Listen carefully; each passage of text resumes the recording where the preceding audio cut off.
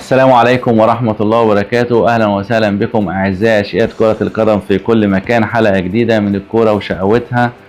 جمعة مباركة عليكم جميعا إن شاء الله. أقل من ساعة وتبدأ المباريات بتاعة الموسم الكروي الجديد.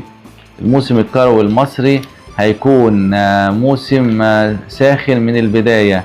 عندنا 21 فريق هيقابلوا بعض في الدور الاول. هيلعب كل فريق 20 مباراة. في الدور الثاني هياخدوا السبعة الاوائل هيلعبوا بعض على مجموعة الصعود، ومن السابع لحد ال21 هيقابلوا بعض على المرحلة اللي هيبقى مين فيهم هيكون موجود في الدوري ومين وهينزل الدرجة الثانية.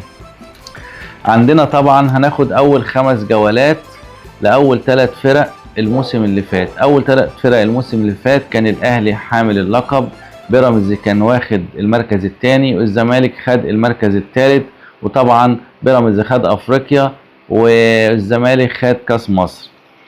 وسيراميكا كليوباترا بالمناسبه هو حامل لقب اللي هيقابل الزمالك النهارده، هو حامل لقب كاس الرابطه.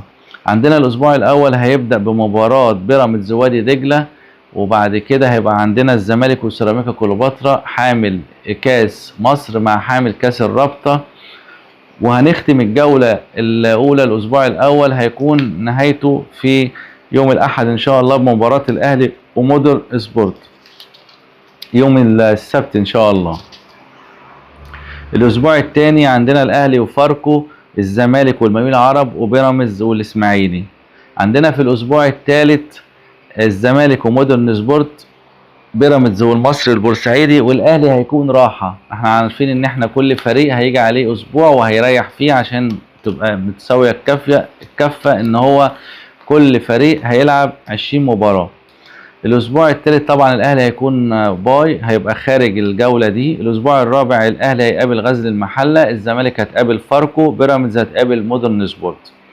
الاسبوع الخامس اللي هو هيكون اخر اسبوع قبل توقف المسابقه، قبل ما المسابقه تقف علشان خاطر تصفيات كاس العالم، وهيبقى فيه توقف دولي من الفيفا لارتباط المنتخب الوطني المصري بتصفيات افريقيا المؤهله لكاس العالم ان شاء الله. الاسبوع الخامس هيكون الزمالك مع وادي دجله، وهيكون الاهلي مع بيراميدز. دي مباراه اللي هم بيقولوا عليها بقى مباراه القمه. بعد الاهلي والزمالك بقت القمه ما بين الاهلي وبيراميدز، والزمالك وبيراميدز بقت قمه تمام. فان شاء الله نتمنى يكون موسم كروي جديد علينا وسعيد، وان شاء الله باذن الله نتمنى نشوف الفرق بتدعيماتها الجديده ونشوف الصفقات الجديده بالنسبه للاهلي والبيراميدز وللزمالك. طبعا الزمالك جاب يانيك فريرا المدرب الجديد البلجيكي. هنشوف النهارده اسلوب لعبه وطريقه لعبه واعتماده على الخطه اللي هيلعب بيها والتشكيل اللي هيلعب بيه. طبعا الاهلي دعم بصفقات، الزمالك دعم بصفقات، بيراميدز جاب صفقات، كل الانديه جابت صفقات، وفي انديه خرجت منها لعيبه كتيره زي الاهلي والزمالك وبيراميدز والاسماعيلي، وانديه كتيره اشترت لعيبه. هنشوف كل ده ان شاء الله. وفي النهاية انا بتمنى تكون حلقة خفيفة عليكم، وهتابعكم بكل الاخبار الجديدة ان شاء الله بعد كل جولة. واتمنى من حضراتكم ان انتوا تدعموني وباشتراككم في القناة، وكومنتاتكم هستناها. لو في اي تعليقات حابين ارد عليها هنتظر منكم تعليقاتكم. ما تنساش تعمل لايك على الحلقة دي. وجمعة مباركة عليكم ان شاء الله، وموسم كروي جديد عليكم، وبالتوفيق للجميع ان شاء الله.